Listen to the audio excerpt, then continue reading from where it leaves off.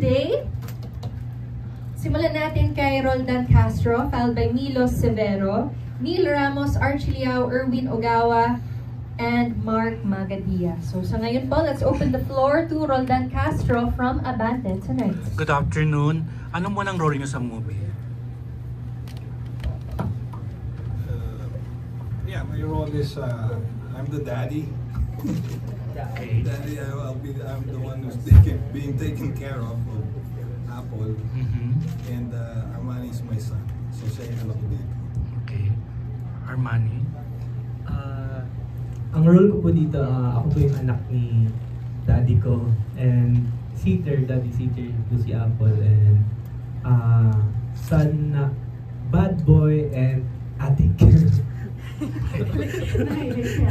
Hello po everyone, in Apple D as Mara. Ako po yung caregiver ni Daddy.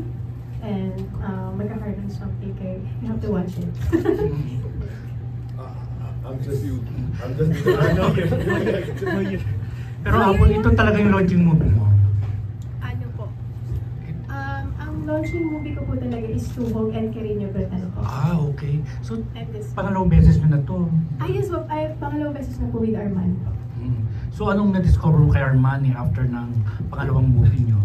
Mas palaban ba? Mas ano ba kayong dalawa? Komportable? Ano po, ang na-discover ko po kay Armani, ang galing niya po talaga. And this time, talagang nabilib ako sa acting skills niya po. And syempre po, second time na ka-work po si Armani, I feel comfortable po working with him now.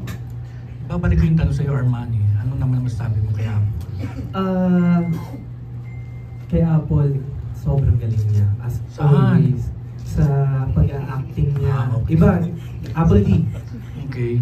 Apple D is the name. So, ang galing umarte, ang bilis umiyak, nakaka-catch up niya agad yung character niya, and sa pagiging comfortable, yes, sobrang comfortable po kay Apple, and nag-enjoy naman kami sa isa't isa sa pagkakasama namin ulit, and I hope nag-enjoy ka rin. So, yeah.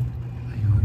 Emil, ano masasabi mo na siyempre mga bagong batch itong mga nagpapasexy? Yes. 14 going steady ka pa. Bagets pa tayo, no? Oo, tagal na yun, like back in the 80s.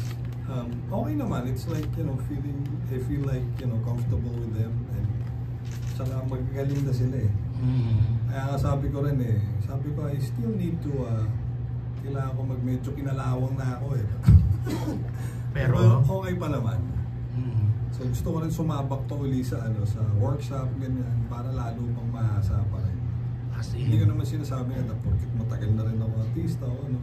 Hindi, maganda yung makasabay din sila.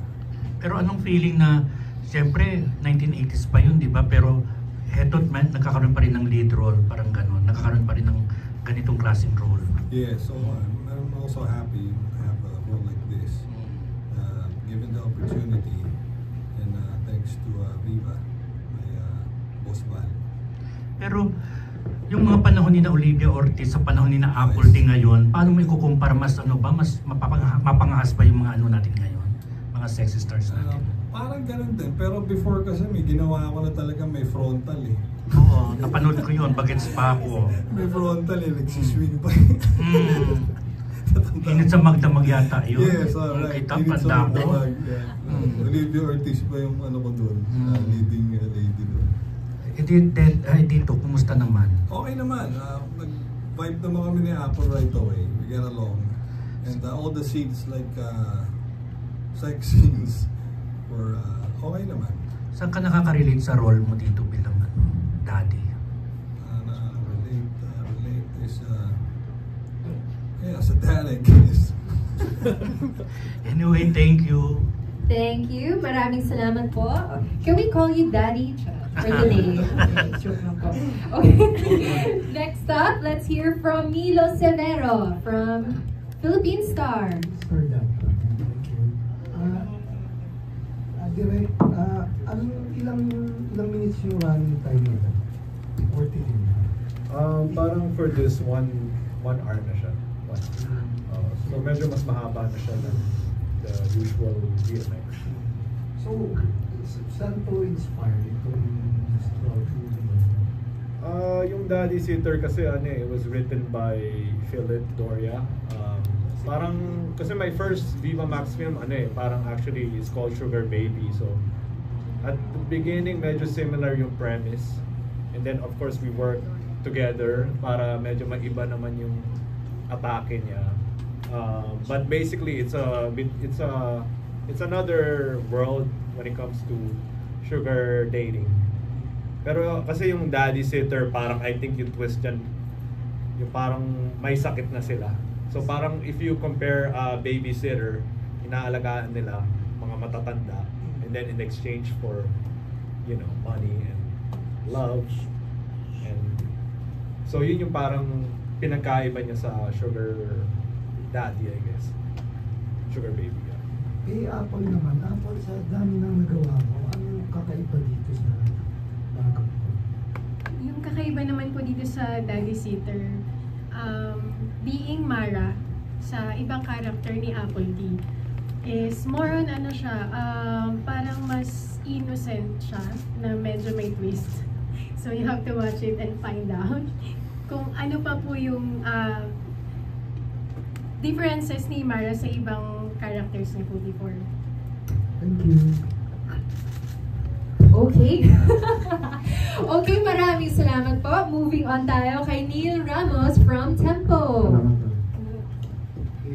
Direct, itong pelikula to hanggang sa tunay ng buhay ba to, may inspirasyon na to sa real life. Somebody you know or somebody. Siguro I'm guessing kasi hindi ako yung nagsulat baka si Philip baka naman siya parang based true to life, pero I could say na probably may mga ganito talagang nangyayari, so it's very grounded naman yung storyline niya, except yung mga syempre for storyline may mga twists and turns, pero I genuinely think naman na parang based on true to life yung mga ganitong plot. You made it more realistic kasi parang sarili yung mga nakakapanahon, tama ba? Oo, very real. Yun yung parang if I would compare my Sugar Baby film versus Daddy Sitter, ito mas grounded talaga yung plot nito. Kasi yung Sugar Baby parang napakadaming twists and turns, very mainstream yung atake doon. Tapos sa Daddy Sitter medyo parang renowned lang namin na parang ito lang talaga yung, kasi 1 hour lang naman yung time namin para magkwento so we try to keep it pretty much grounded in reality yung plot niya. Thank you. Ma'am, maraming beses ka na napanood, no?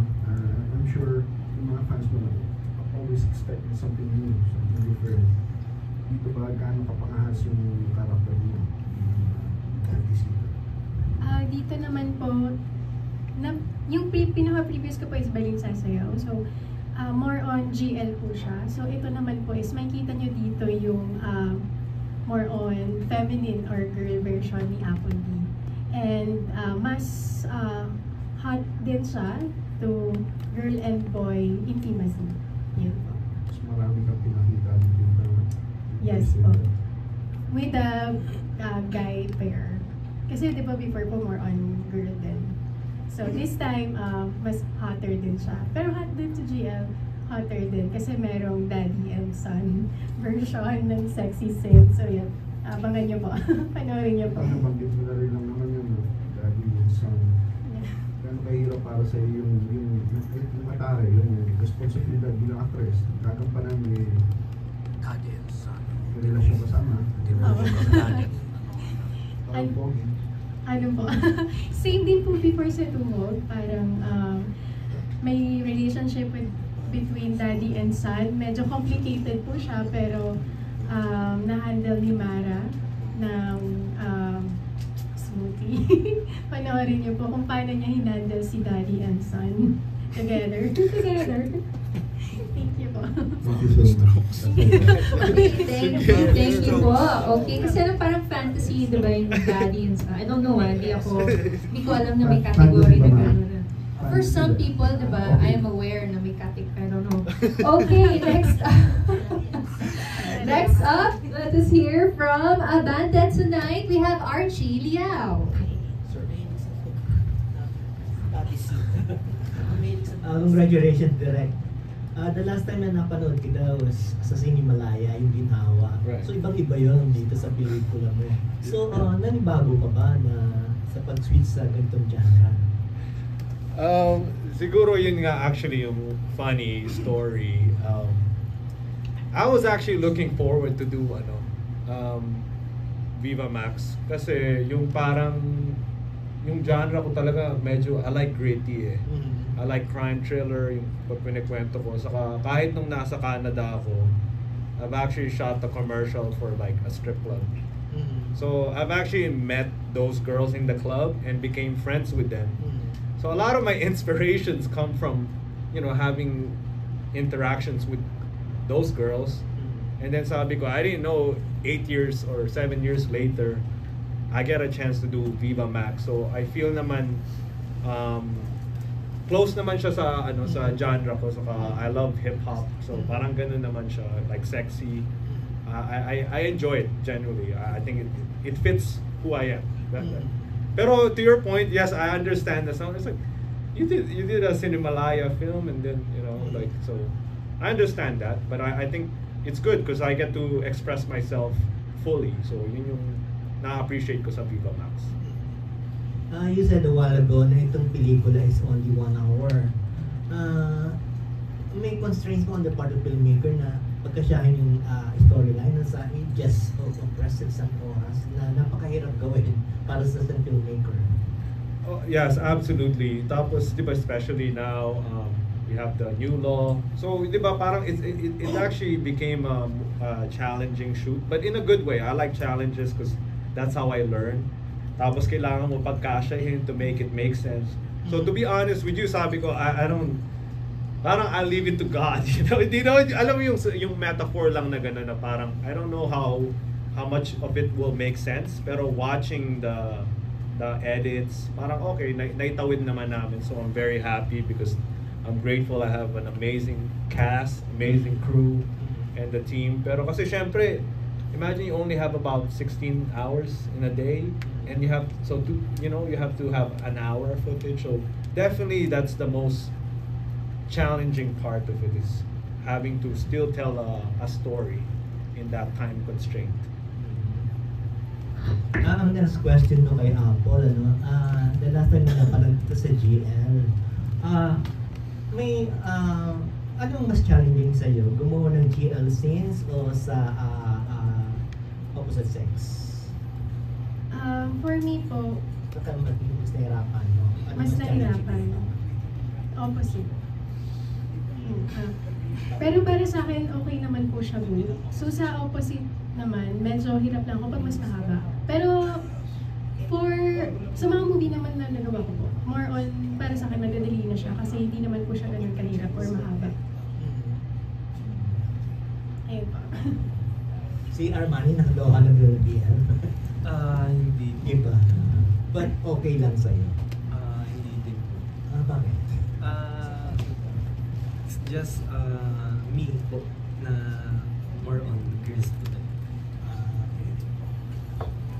Ang last question ko, since kukunin ko na yung title Daddy City mo, anong mas prepared nyo sa tunay na buhay? Kayo ang nag-aalaga o kayo ang inaalagaan?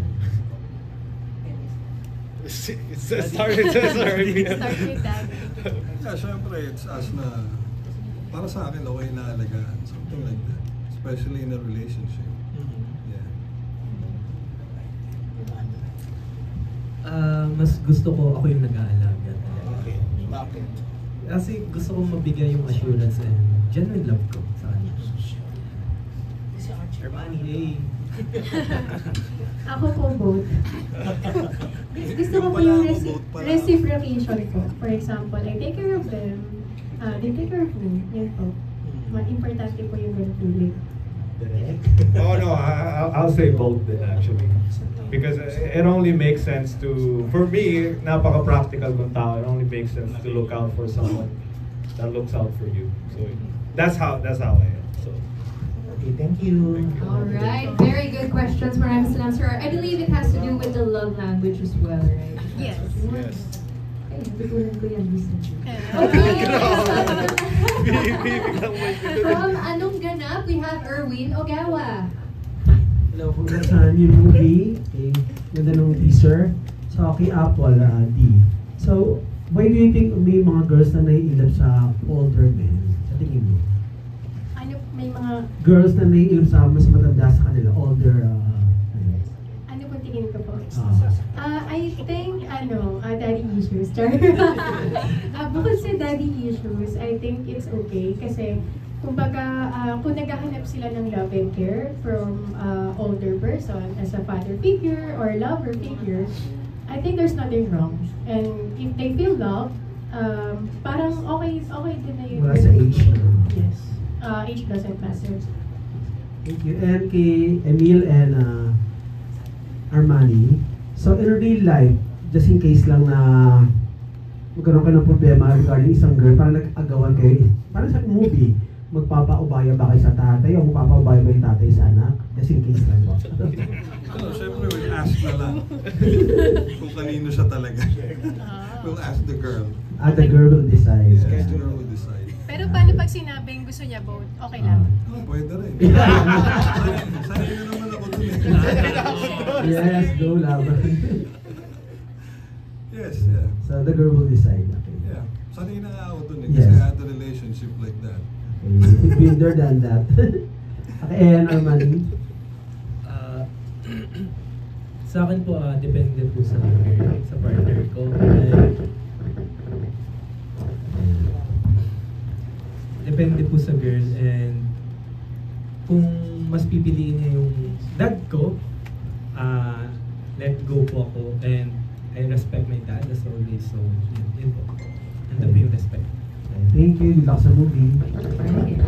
Very liberal thinkers we have here sa ating cast. And I heard a comment from Direct, isa-schedule na lang daw. Okay, maraming salamat po. Next up, to finish off batch 1, we have from Maganda Ba Movie, Mark Magadia. Hi guys. First sa cast muna. So, ano yung paghahanda na ginawa nyo sa movie na to? In terms of acting, ganun, na you'd like to share with the press? I mean, para preparation. So, sa akin po as Joseph, pinag-aralan ko siyang mabuti kung ano yung takbo ng character ko. Binasa ko yung buong script niya. And then, si Joseph po kasi, he's a bad son. Tapos, addict siya dito. And then, yun po yung challenging sa akin doon. And, to be honest po, this is my first time na mag-role ng character na bad boy. And thank you, Direk, na binigay mo sa akin to. This is my dream role po, na maging bad boy naman. Kasi, sa previous movies ko po kasi, puro good boy ako. So, yeah. Pinag-aralan ko yung ano yung mga mannerism ng addict, ano yung mga usually nagagawa nila. So, pinag-aralan ko, ni-research ko yun. And then, buti na lang, yung kuya ko, may connection sa NBI. So, tinanong ko kung paano yung mga ano talaga. Ni-research ko talaga. Tinanong ko sa kanila kung ano yung mga mannerism talaga nila. And then, ayun, na-pull off ko naman. So, ayun po. Sa akin naman, as Daddy Ryan, wala, basta parang kung ano yung role ko doon, yun, ginampanan ko lang, internalize lang, and whatever I have to do, and I gotta do. And what's this? Yung role ko kasi as a dad is parang ano dito parang meron akong brain tumor, tapos yun, then came medyo bastos na tatay. Ganun ba yun? Dumating si Apple as my caregiver. Yun, so okay naman lahat. All the scenes went through na everything went fine. And yeah, kung ano yung role ko, ginawa ko lang. Ganun lang. Ang preparation naman po ni Apple before Mara, bukod sa pinag-aralan ko rin yung character niya as Mara, kung ano bang reason niya to do loving daddy, pero based on her character, mas gusto niya nga daw older. So, and having fun sa mga younger guys.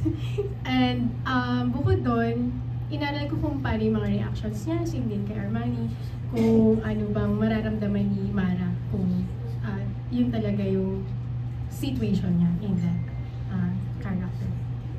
Okay, and then for yung mga challenges nyo sa while filming this film, ano yung parang you'd like to, ba anecdote ganyan that you would want to share this sa amin? May malala ka ba parang mga malaking impact na sa career mo na tatatak na ever since dahil dito na experience mo sa paggawa ng pelikula na ito that you would like to share? Mga challenges, yung sa pag-twist ng character ni Mara, medyo challenging po to understand her. And marami po ako natutunan kay Direk, thank you so much. And of course to my co-stars. And syempre po, while doing more movies, I'm continuously learning. So tumatatak po talaga sa akin each movies na matutunan ko po na mag-improve pa po. And normally, ayun po, yung pagbabago po sa time, mas mabilis po tayong kumilos. So, mas tumatatak po sa akin yung pagiging punctual and accurate na actress. And sa mga location po yun, syempre may iba-iba po tayong locations. And super okay din naman po na may mga time na may experience mo din yung lugar na iba-ibang situations. For example, si Mara, laki din siya sa hirap. So, doon mo may experience yung iba't ibang locations and temperatures. Ayun po. And I remember we have a scene with Armani na naliligo kami sa pawis. Sobrang hot po talaga yung scene. You have to watch it. Yun sa loob siya na kasama. Mapapanood niyo po yun. Yes po. How about you, Armani? Yung challenging sa akin dito, yung pagsagot ko sa dad ko, sa akin po kasi sa personal life ko talaga, ayoko po talaga sumasagot sa parents ko. Doon po ako na-challenge yung pinagmumura ko yung dad ko. And then sabi ko, shucks, parang ang hirap. Pero kailangan as my character. And pinull off ko siya as, niisip ko na lang, character mo dito, adik. So, kailangan mo i-pull off na walang iyakang anak sa dad mo. So, yun po yung challenging for me. And the rest naman po na po. Are you looking for a character that na-play yung parang opposite ng real, yung in real life mo? Parang ganun ba yung hinahanap mo? Kasi di ba, you said na with your father, hindi ka makasagot. Pero this one, ito yung sabi mo na you're looking forward to portray. So, yun ba yung gusto mo? Parang yung opposite masyado ng sarili mo? Opo. Pero So, why hindi ka parang hindi ka naghahanap kayo ng role for something like papasok sa PL? Ano yung kasi para iba-iba rin yun eh. Bakit hindi ka na yung parang naiisip mo na character? Wala for now, hindi ko po nasa Wala ka pa muna? Wala po. Pero in the future, if ever, hindi, wala pa doon? Wala po. Talaga. Okay. Okay, sa akin naman, challenging is yung nagubod ako ulit. kasi nga, pero once I did it, so parang, ito pala yung dati na ginawa ko din. So, okay na rin, yeah. And nag-prepare naman din ako kasi medyo mataba ako noon. So, nag-lose weight ako, nag-workout ako. So, I'll look good on camera. So, yeah, prepared for it. Okay, thank you.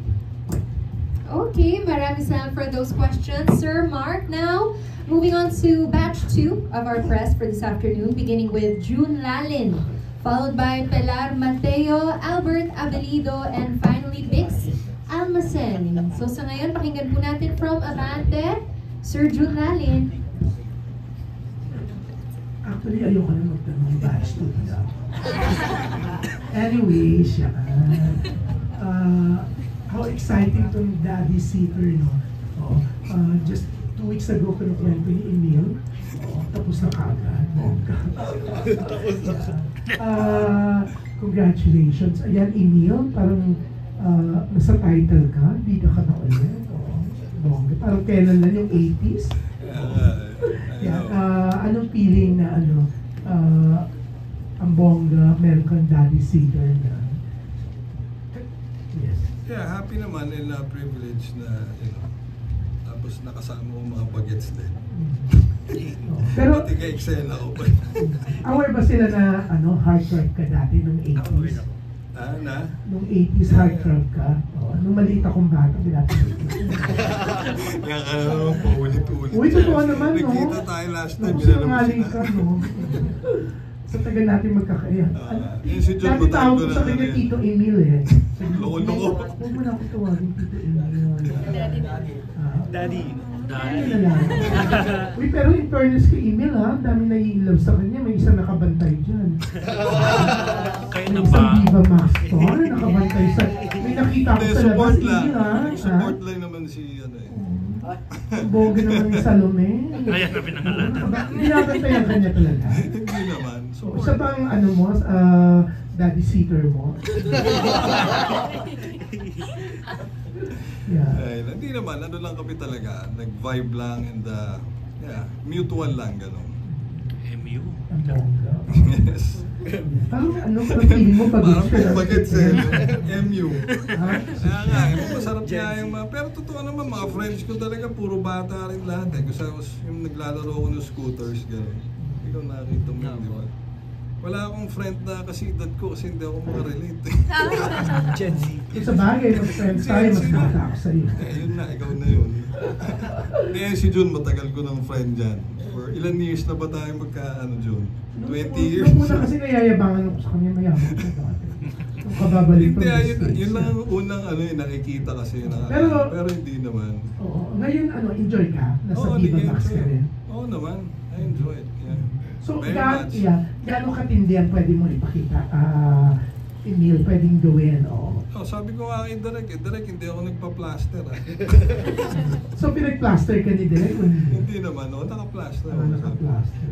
Sabi Pero, Direk, nung bago mo maging artista si Emil, alam mo yung pinagdaanan niya dito? Oh yeah, we had a live Alam mo talk. kung gaano siya, kasi nung 80s, hindi ang mga ginawa niya. Mas matindi dati. Mas matindi nga. Pero bakit pinag-plaster mo pa rin siya? Ayaw ni Apple na wala siyang plaster. Siyempre naman. So,